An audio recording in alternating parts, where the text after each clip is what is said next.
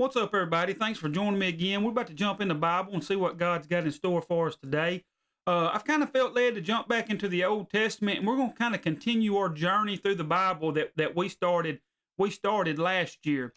Just kind of have a recap. We had Abraham, we saw him, and we saw how he was blessed by God, and he had his promised child Isaac. And now Isaac is a picture of grace. He only came about through grace. Abraham was in his old age. His wife was in old age. He had been barren, but God opened her womb and he had this promised child. And it's a picture of us coming in by faith. It's not something we can work our way into. It's only by the grace of God that we're able to come in. Well, Isaac, he ends up having two children. He has Jacob and he has Esau. Now, Esau was the firstborn, and really by law, Esau was deserving of his father's birthright, which was a birthright inheritance, and he was deserving of the firstborn blessing. But Jacob ends up stealing these two things from Esau, and this infuriates Esau. And Esau is wanting to kill him, but their mother Rebekah, she goes to Jacob and says, "Hey, go flee, go live with your uncle Laban until Esau's anger kind of subsides, and then you can come back." And that's what he did. That was the last thing we looked at. Jacob went to live with Laban. And when he got there, he fell in love with Laban's daughter, Rachel. And he asked for her hand in marriage, and he had to work for her for 7 years. So he works for 7 years for Laban, and Laban deceives him and gives him his other daughter, Leah. Well, then Jacob worked 7 more years for Rachel. Well, now he has 2 wives, and it gets crazy because they start competing on who can have children for him, trying to have boys. So they go through a whole spiel there, and then they get their maid servants involved too. And then right there, kind of close to the end of this, Rachel, whom Jacob loved the most, she had been barren kind of the whole time, but God finally opened up her womb, and she has a child, and she has Joseph. And of course, now he has 12 sons, and they will become the 12 tribes of Israel. But we're not there yet. We're going to pick up after Rachel conceives Joseph, and we're going to see what happens from there. So let's jump into it. All right, Genesis 30, starting with verse 25. Says, "And it came to pass when Rachel had borne Joseph that Jacob said to Laban, Send me away that I may go to my own place and to my country. Give me my wives and my children for whom I've served you, and let me go, for you know my service which I have done for you." So Joseph says, "Hey, I think it's time. I want to go back to my own land and be with my father." By the way, that's kind of the customs. That's the customs of Jesus. It's a picture of us. Right now, God's building onto his house. Jesus is going to get us and bring us back to him. The husbands would take the wives and go live with the husband's family. Is how it worked. And he's asking to do that. Said, "And Laban said to him, Please stay if I found favor in your eyes, for I have learned by experience that the Lord has blessed me for your sake." Then he said, "Name me your wages, and I will give it." Laban didn't want him to go because we see a concept that happens with God's children. He says, "I want you to stay. I've learned by experience the Lord has blessed me for your sake." I talked about that a little bit last week. We are blessed, and of course we're blessed to be a blessing, but wherever God's children are, Christians, where we are today, there's a blessing there, and that blessing can fall on the ones we are around. Laban saw this was happening, and he tries to get Jacob to stay. He says, "Name your wages." So Jacob said to him, "You know how I have served you and how your livestock has been with me, for what you had before I came was little, and it has increased to a great amount. The Lord has blessed you since my coming, and now when shall I also provide for my own house?" So he says, "Look, I've already blessed you. You've already increased since I've been here. It's time for me now. I want to go on and build my own family and build it up." So Laban said, "What shall I give you?" He still wants him to stay. Jacob said, "You shall not give me anything if you will do this thing for me. I will again feed and keep your flocks. Let me pass through all your flock today, removing from there all the speckled and spotted sheep and all the brown ones among the lambs, and the spotted and speckled among the goats, and these shall be my wages. So Jacob tells him, well, let me go through the flock, and as I work for you these next years, I'm going to keep all the speckled and spotted ones. I'm going to keep the brown lambs and the speckled and spotted goats. He says, let none of the solid colors, okay? He says, let that be my wages. He says, so my righteousness will answer for me in time to come when the subject of my wages comes before you. Every one that is not speckled and spotted among the goats and brown among the lambs will be considered stolen if it is with me. So he says, any of the solid color ones, if they're with me, then you can consider them stolen, because that's going to be your part of this deal. Said Laban, and Laban said, oh, that it were according to your word. So he said, okay, sounds good, let's do it. So he removed that day the male goats that were speckled and spotted, all the female goats that were speckled and spotted, every one that had some white in it, and all the brown ones among the lambs, and gave them into the hands of his son. Then he put 3 days' journey between himself and Jacob fed the rest of Laban's flocks. Now Jacob took for himself rods of green poplar and of the almond and the chestnut trees, peeled white stripes in them, and exposed the white which was in the rods. So Jacob, he takes these rods from poplar, almond, and chestnut trees, and he starts to peel them. He's putting stripes in them. So you're seeing the green poplar, you're seeing some green, then you're seeing a white stripe. Then you're seeing green, then you're seeing a white stripe. He's striping these rods up is what he's doing. It says, and the rods which he had peeled, he set before the flocks in the gutters, in the watering troughs where the flocks came to drink, so that they should conceive when they came to drink. So the flocks conceived before the rods, and the flocks brought forth streaked, speckled, and spotted. So he set these striped rods, he set them where they would come and drink, and said they would conceive there. So as they were coming, they were looking at these striped rods, they were seeing the different colors, they weren't one solid color, and somehow this was affecting the animals. It's kind of like how you see in the Bible, what you say and believe will be so. Well, a lot of people see what they see is what they do instead of what they say and believe. So they're seeing this, they're seeing the spots, and it's being transferred to them because that's what's on their mind. It says, then Jacob separated the lambs and made the flocks face toward the street, and all the brown in the flock of Laban. But he put his own flocks by themselves and did not put them with Laban's flock. And it came to pass, whenever the stronger livestock conceived, that Jacob placed the rods before the eyes of the livestock in the gutters, that they might conceive among the rod. So when he gets stronger livestock, he's sticking them before the rods. It says, but when the flocks were feeble, he did not put them in. So the feebler were Laban's and the stronger's Jacob's. So all the strong animals were being streaked. Now look what 43 says. Thus the man became exceedingly prosperous and had large flocks, female and male servants, and camels and donkeys. He ended up having so much of a flock, he could bring in servants, females and male servants. He brought in camels and donkeys. He ended up becoming rich right here. It said, now Jacob heard the words of Laban's son, saying, Jacob has taken away all that was our father's, and from what was our father's he's acquired all this wealth. So now they're getting jealous. They're saying, whoa, dad's stuff's weak now, and Jacob has all the good stuff. It said, and Jacob saw the countenance of Laban, and indeed it was not favorable toward him as before. Then the Lord said to Jacob, return to the land of your fathers and to your family, and I will be with you. So God tells him to go back home.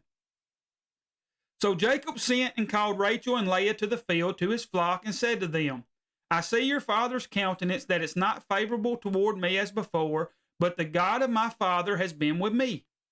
And you know that with all my might I have served your father, yet your father has deceived me and changed my wages 10 times. But God did not allow him to hurt me. So we're seeing right here, Jacob had been working for him all this time, but Laban hadn't been good to him. Look, he deceived him on his wives. He was working for Rachel. He ends up getting Leah. So he ends up getting both of them. Then he keeps working. Now we're seeing his wages keep changing. He's not treating him right. But then we see something though, but God did not allow him to hurt me. God was still in the midst of his trouble, though. Sometimes we go through a lot of stuff. We get cheated. We get done wrong. Something may be happening at work, and we see all the other people being promoted when we're doing everything right. We need to know something, though. God's still there with us. He's still there. He's taking care of it. And we're fixing to see that in Jacob's story here. And this was happening from family. Sometimes family will do you wrong. Sometimes the family you marry into will do you wrong. But we're going to see it ain't the family that's taking care of you. It's ultimately God. And God wants us to trust him and rest in what he's doing for us. And we're going to see this is an example. He'll do the same things for Jacob. It's the same God in the past as it is today. We just need to trust him. All right, let's keep going. Verse 8. If he said thus, the speckled shall be your wages, then all the flocks born speckled. And if he said thus, the streak shall be your wages, then all the flocks bore streak. So God has taken away the livestock of your father and given to me. Look at that. He says, I've got they're all speckled and streaked now. So God gave that to me. He took it from your father and gave to me. Now we see here, Laban had done Jacob wrong, and God saw it. God was still with Jacob, and it reminds me of Galatians. In Galatians, Paul says, do not be deceived, God is not mocked. For whatever a man sows, that he will also reap. For he who sows to his flesh will of the flesh reap corruption. But he who sows to the Spirit will of the Spirit reap everlasting life. And let us not grow weary while doing good, for in due season we shall reap if we do not lose heart. All right, we see Laban. He was all about the money. He's trying to keep Jacob around so he can stay blessed. Why didn't he go to God? Why didn't he start trusting God? It wasn't a picture of trusting God. He had been deceiving and he'd been changing his wages. And we see here, sooner or later, it's going to get those people. Now, there is grace. Hopefully, they change their mind. They turn to Jesus, and that grace comes in and covers a multitude of sins. But there are many that's not going to do that, and they'll end up falling. The Bible's clear. Pride leads to a fall. When we get so caught up in this stuff, sometimes it takes the fall to turn us back to grace. But he's showing us that those who are sowing to the flesh, it's all about this, carnal stuff. They're going to reap for that. But those who sow of the Spirit, hey, you sow of the Spirit, you keep looking to Jesus, you keep trusting in Jesus, you're going to reap everlasting life. You're going to reap Jesus' life. And I love 9. It says, and let us not grow weary while doing good, for in due season we shall reap if we do not lose heart. As I said, sometimes we get done wrong, whether it might be at a job, it might be from family members, it could be from friends. But don't grow weary of doing good. Don't get caught up trying to do the same thing they're doing and cheating other people. We're fixing to see Jacob didn't do that. He kept working, he kept doing his thing, and now he's reaping. And we're going to see if God wouldn't have gave, he probably wouldn't have had anything. And there's a picture here for us. God wants us to rely on him and not on people. God's the only one that could have made all them animals speckled, all right?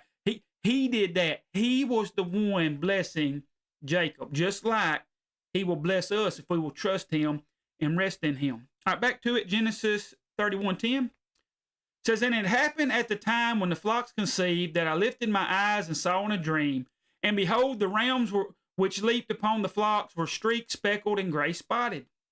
Then the angel of the Lord spoke to me in a dream, saying, Jacob, and I said, here I am. And he said, lift your eyes now and see. All the rams which leaped on the flocks are streaked, speckled, and gray spotted. And I highlighted this, for I have seen all that Laban is doing to you. God saw it. God said, I see what's happening. And we need to remember that too. I don't know what you're going through. If you're being done wrong, hey, God sees it.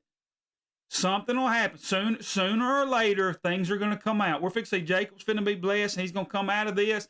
Laban's going to be the one hurting. Just keep doing good, just like Jacob, and you'll see it one day. He said, and the Lord said, I am the God of Bethel, where you anointed the pillar and where you made a vow to me. Now arise, get out of this land, and return to the land of your family. So he's telling his wives what happened. Then Rachel and Leah answered and said to him, is there still any portion or inheritance for us in our father's house? Are we not considered strangers by him? For he has sold us and also completely consumed our money. So now we're seeing a little bit more uh, about Laban here. They're saying he squandered our whole inheritance. Said we're strangers to him. They're even saying it's like we're not even his daughters anymore. For what he sold us for, he consumed all of that. They're saying there ain't even a portion with us to stay with him. Now look what they say. For all these riches which God has taken from our father are really ours and our children's. Now then, whatever God has said to you, do it. So his wife, and I like this, it's a picture. Hey, Jacob went to his wives, told them what was happening, and they said, let's do it. They were together. And that's how it works in a husband and wife situation. Well, you should talk things over. But they're saying, hey, God is the one giving us our inheritance. And I love that. You may be thinking, well, I ain't going to have no inheritance, or I've heard people say I ain't got enough retirement, I ain't did enough of this, or I haven't done enough of that. Look, trust God. He's going to take care of you. He's going to take care of his people. And he wants us to trust him. So many people's about, what can I do for God? What can I do for God? And nothing's wrong with that. But the truth is, God wants us to receive from him. He wants us coming to him. God did this for Jacob. He's given to Jacob. He's given these daughters their inheritance back, even though they missed it from their parents. Jacob missed it. We're fixing to see. He worked for Laban, and Laban wasn't going to give him anything, which we're going to see here in just a little bit. It's ultimately God who's taking care of us. And if I can leave anything with you, just keep trusting him. Quit worrying about the future. Just keep doing what you're doing and keep doing good. You will see the reward one day. God's going to take care of you. It says, then Jacob rose and set his sons and his wives on camels, and he carried away all his livestock and all his possessions which he had gained, his acquired livestock which he had gained in Padan Aram, to go to his father Isaac in the land of Canaan. Said, now Laban had gone to shear his sheep, and Rachel had stolen the household idols that were her father's.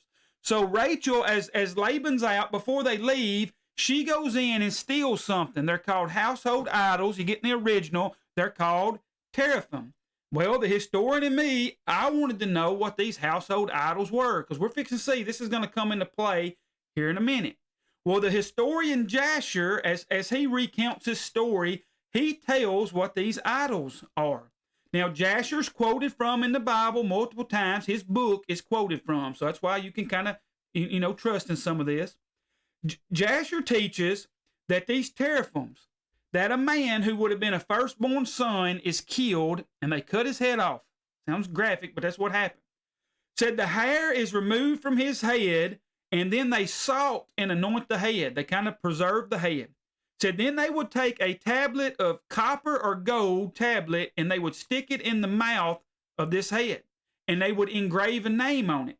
Said then they would cut these lights on and bow down to this head, and by the power of the name written on the tablet, this head would speak to them and answer questions.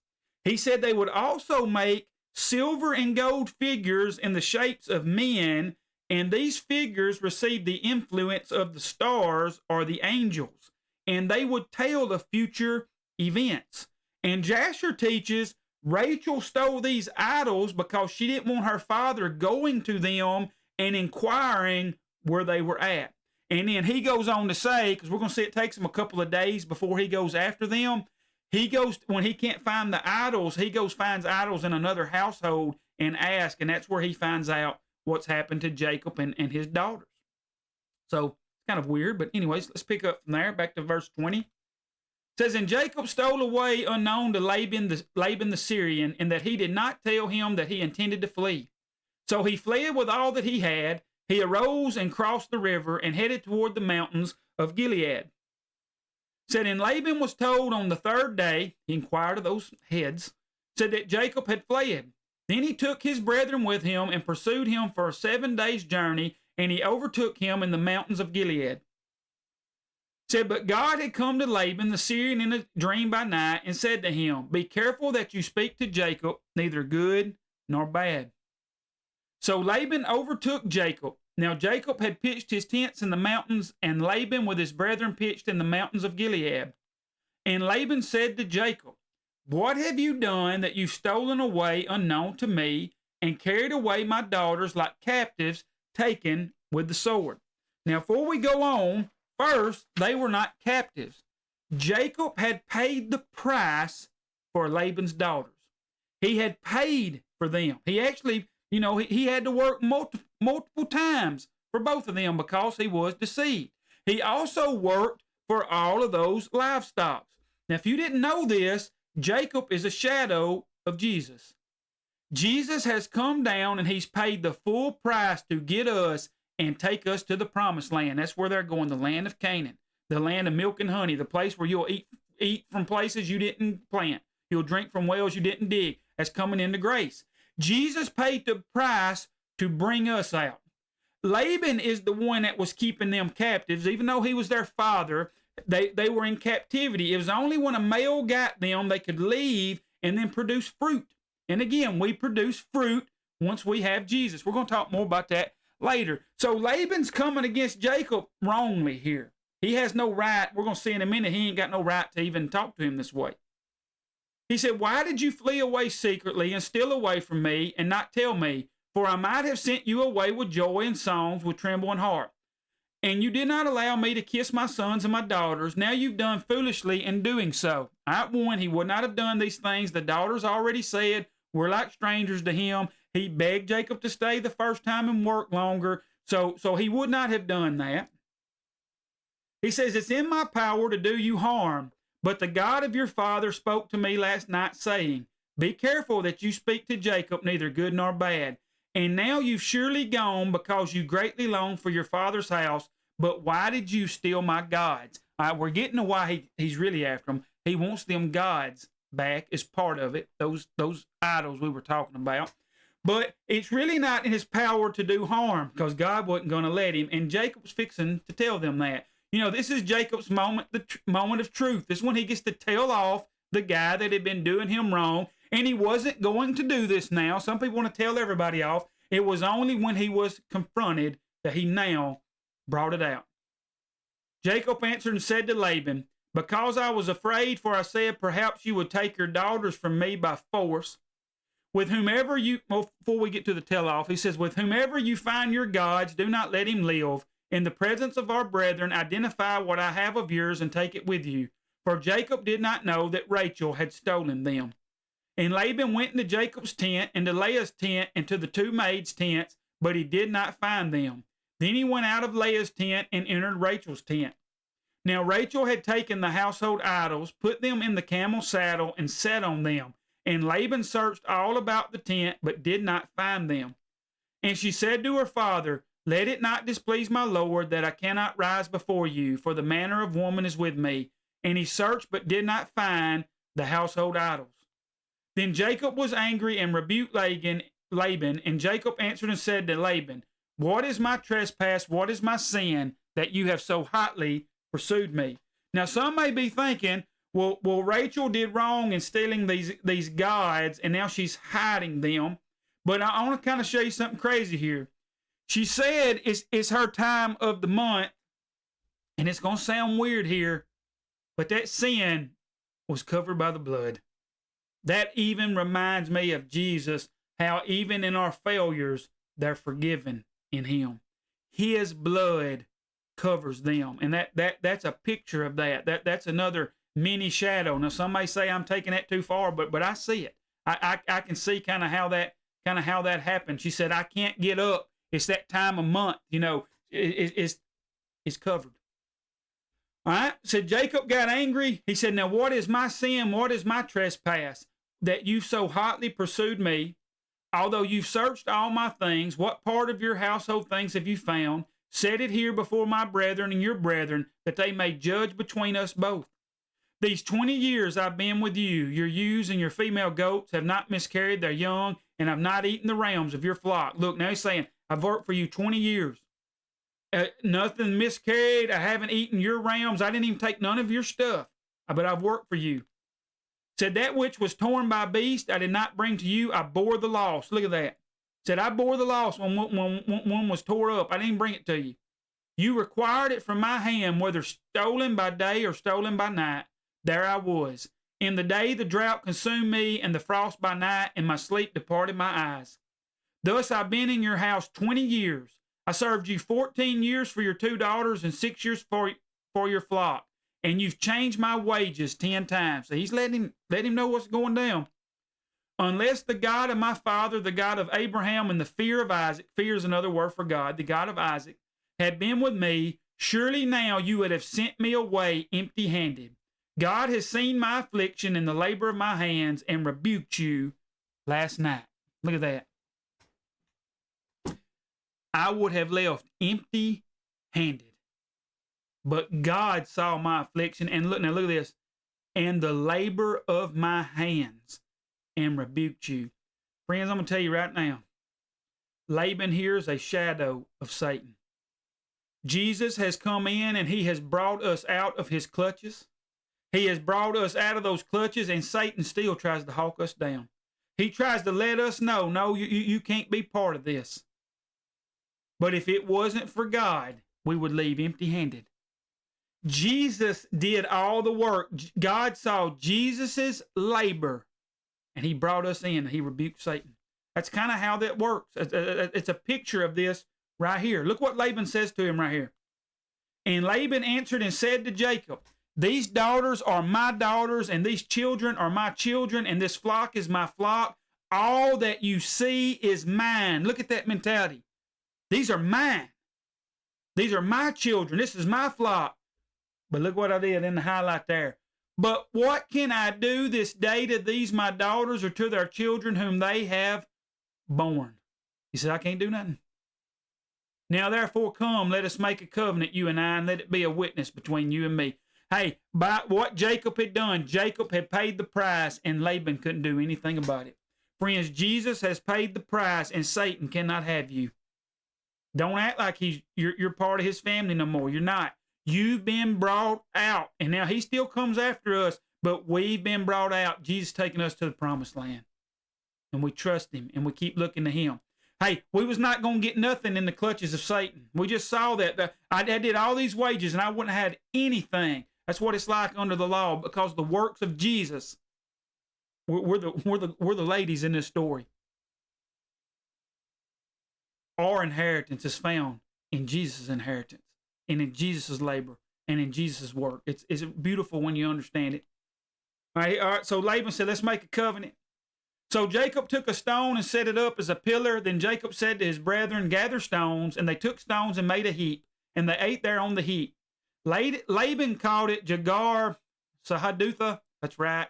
Now that's Aram, and it means heap of witness. So they heap up a bunch of rocks. Jacob calls it Gilead, which is Hebrew for heap of witness. And Laban said, this heap is a witness between you and me this day. Therefore its name was Gilead and Mizpah. Mizpah means watch. Because he said, may the Lord watch between you and me when we're absent one from another.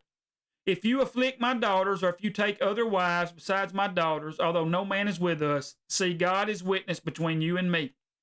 Then Laban said to Jacob, here is this heap, and here's this pillar, which I have placed between you and me. This heap is a witness, and this pillar is a witness that I will not pass beyond this heap to you, and you will not pass beyond this heap and this pillar to me for harm. The God of Abraham, the God of Nahor, and the God of their father judge between us. And Jacob swore by the fear of his father Isaac, by the God of his father Isaac. So he's saying this heap is going to remind what has happened this day. So then Jacob offered a sacrifice on the mountain and called his brethren to eat bread. And they ate bread and stayed all night on the mountain. Said, early in the morning Laban arose and kissed his sons and daughters and blessed them. Then Laban departed and returned to his place. All right, and then we pick up next week and some more craziness happens. But we see Jacob, they're all coming to the promised land. The inheritance is coming. His wives are coming. The servants are coming. And there's going to be a time, Jesus, he's going to get us. We're with him right now, actually. He's the one taking care of us. He's going to bring us on up to heaven. It's reminding me a little bit of Romans. In Romans 6:16 through 18, it says, do you not know that to whom you present yourselves slaves to obey, you are that one slaves whom you obey, whether of sin leading to death or of obedience leading to righteousness. If you continue to present yourselves in a new creation, if you're not presenting yourselves as righteous by faith, you're still presenting yourselves as like you mess up and say, oh, I'm no good anymore, or I'm worthless. When you do that, you're being that slave. You will see that. But when you start presenting yourselves as righteous, Jesus has made me right, it leads to that. It says, but God be thanked that though you were slaves of sin, yet you obeyed from the heart that form of doctrine to which you were delivered. And having been set free from sin, you became slaves of righteousness. Satan had us, and we could work, and we would never get there. All our work produced was sin and fault and mistakes and trouble. But we've been set free through our faith in Jesus Christ. And what have we become now? Slaves, and we're actually married. Slaves of righteousness. That's who you are. Don't start thinking Satan's got you and you're worthless anymore. No, you've been brought into the family of God. He's brought you in. Skipping on down to verse 20. It says, when you were slaves of sin, you were free in regard to righteousness. What fruit did you have then in the things of which you're now ashamed? For the end of those things is death. Hey, it says when you were slaves of sins, you couldn't be right. You couldn't be redeemed. What fruit did you have then? Now things you're ashamed of, and the ends of those things is death. That's what we have under the covenant of law. But now, having been set free from sin and having become slaves of God, you have your fruit to holiness, and the end, everlasting life. That's what Jesus has brought us into. He brought us free from the clutches of Satan and sin. They're not our master anymore. Even we may fail, but that don't mean they own us no more. We're living in His grace. We've been brought out. And now, through Jesus, our fruit is the holiness. We're going in that holy land, and His grace is providing for us. That's what that story, and it may sound crazy, but that story reminds me of that. It's a picture of Jesus coming down here and paying the price to take us out from the man who's doing us wrong. And you need to know, no matter what you're going through, maybe somebody's treating you wrong right now, maybe you've been deceived, maybe you've been cheated, continue to do good and trust Jesus. He's the one going to pay you. He's going to be the one that rewards you. Thank you so much for watching. Hope you all have a great one.